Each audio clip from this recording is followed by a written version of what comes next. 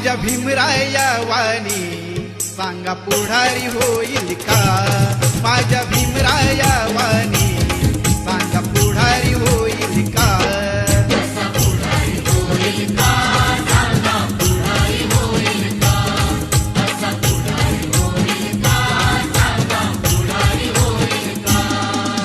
सुज्ञानाचा निर्मळ जरा भीमासारखा माणूस खरा जन्मा येईल का? माझ्या भीमराया वाणी सांगा पुढारी होईल